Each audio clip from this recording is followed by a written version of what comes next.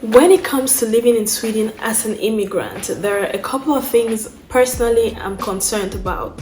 Okay, this is my experience, these are my experiences.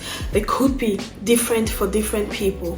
Hi guys, welcome back to my channel. This is Ursula's Roses, and today I'm going to be giving you some very honest personal reviews about my experience after living in Sweden for over 3 years. So don't go anywhere. I'm going to be sharing some serious things with you.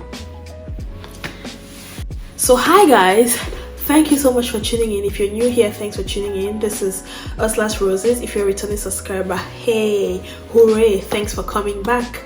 So today I'm going to be sharing with you some very honest things about my experience in Sweden, and some of the things that I'm going to be sharing with you are things that I'm concerned about. So this is in disclaimer, this is in no way to badge the country. This country has been such a blessing to me. This is just honest reviews and things that I think that other immigrants or potential or prospective immigrants should be aware of. And if you're coming here, please know this and know peace. Okay, so the first thing is that there's a language that affects everything else that you're going to do here, and that affects your integration. Now, if you're coming here to study a master's, you don't need to learn the language. But if you're coming here to study anything else, you have to learn the language. I speak English and French fluently, read and write these two languages. So, and as a young adult, for me, right now, learning a new language, not for the fun of learning it or knowing it, but because I need it for a livelihood, is just a lot of stress for me. And this doesn't mean that you cannot find jobs where English is needed. You can actually have jobs where English is needed.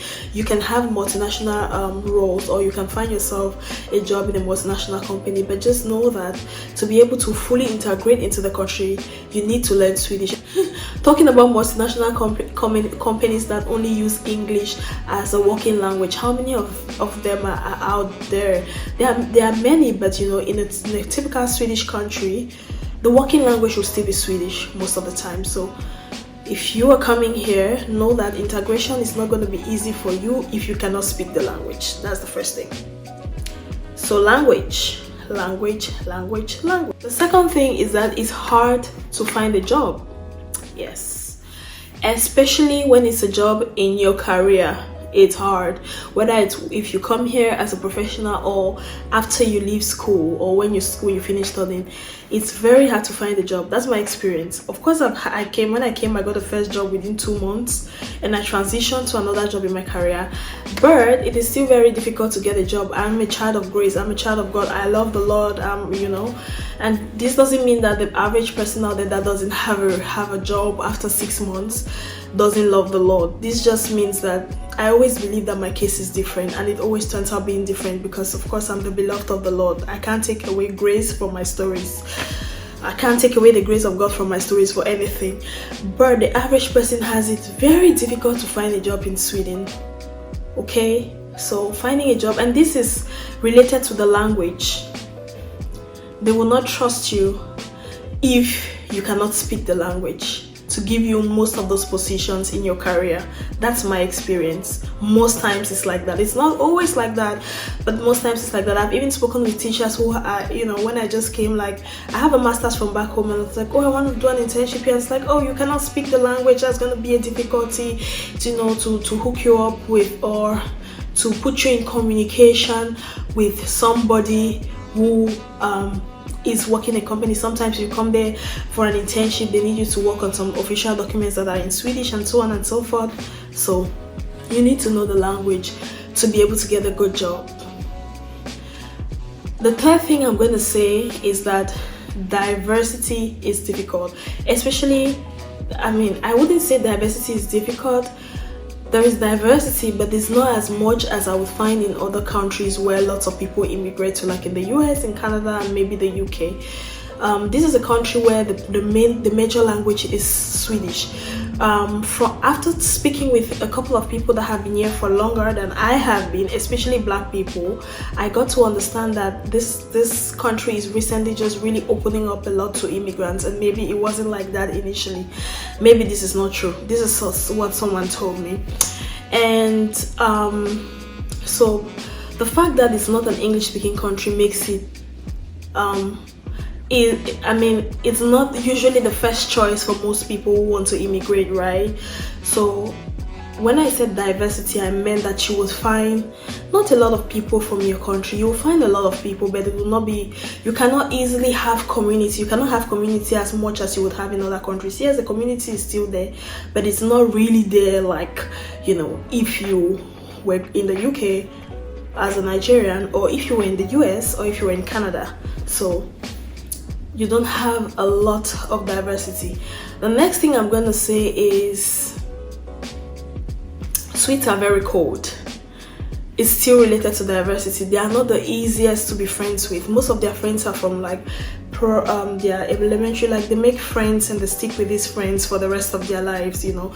They make friends from childhood. I mean, these are stories I've heard from even some of the Swedes that I have known, maybe on the job or from some other place. But they make friends from school, and then, you know, they stick with these friends forever.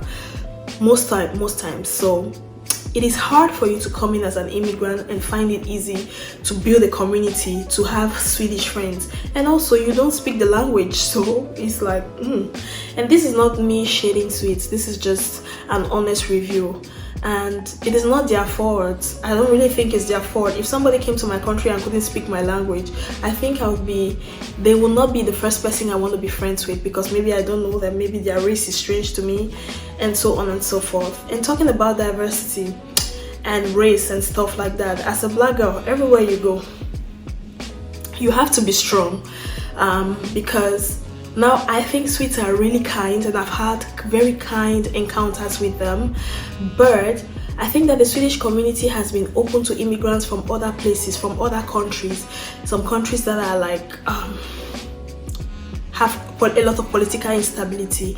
And most times when these other immigrants come to these countries, or to this country, or to these countries where they have been, you know, so received, and they integrate into the society, they come with their mindsets, they come with their ideologies, they come with their racism, they come with some things that are not I would say are not ethically okay.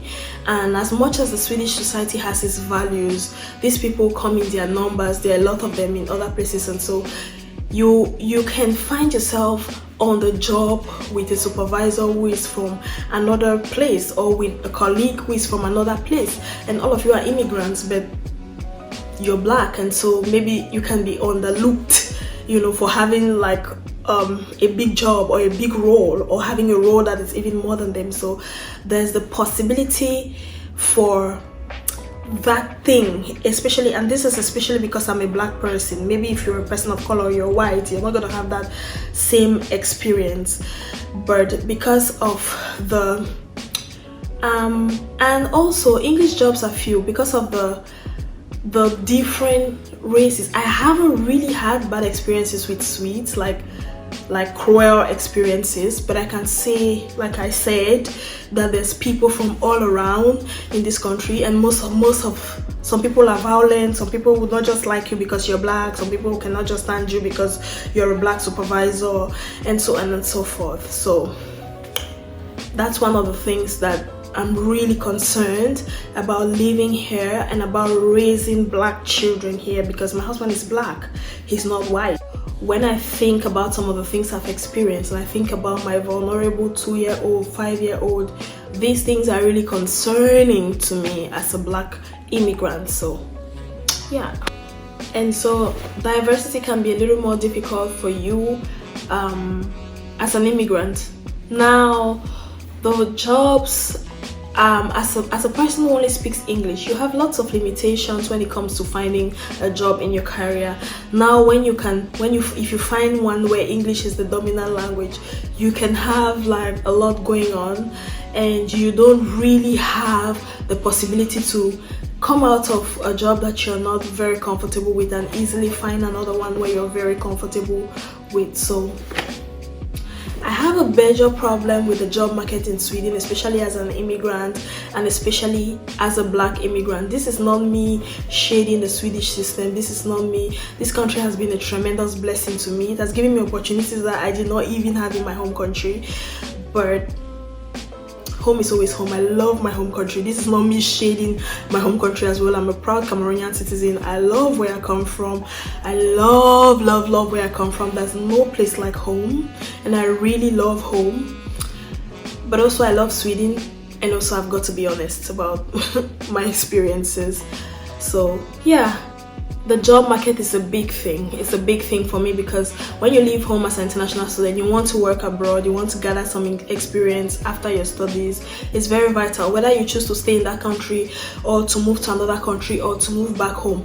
That international exposure is one of the things that some of us, quit our full-time jobs from home and move to another country for. So it's generally a little bit harder than other countries. I mean, based on the testimonies I've had from my friends in other countries or the stories I've heard. So yeah, these are some of the things I'm really concerned about in Sweden. And maybe you want to think about it before you make the move. And yeah, one of the things I have seen, especially amongst Black people, is that most of them end up going to tech or switching careers to tech or working in care homes. A lot of them also occupy various positions, but it's not, the percentage is not a lot. Most of them go to care homes because they are needed. Most of them switch to tech because it's easier to find a tech job. That's what I heard. So yeah, those are my concerns. Sweden is a beautiful place. It's been a blessing to me. I enjoy my time here. I love the country. I'm open to going other places. I'm open to visiting other places, and just having the experience and knowing what it feels like. But it's generally a nice place. No place is perfect. It has its ups and downs, and these are some of the downsides that I am concerned about, that I have shared with you too. So thank you so much for listening. If this is your first time here, please don't go away without clicking the like button and subscribing, and also turning on your notification bell so that you're the very first to know every single time we post a new video. If you're a returning subscriber, aren't you just amazing? Thank you so much for coming back. I love you, and God bless you. Until next time, guys, thanks for tuning in. I love you. Stay blessed. Bye bye. Ciao, and be good. If you have questions about Sweden, leave your questions in the comment section, and I'm going to be here to answer you as much as I can. Bye.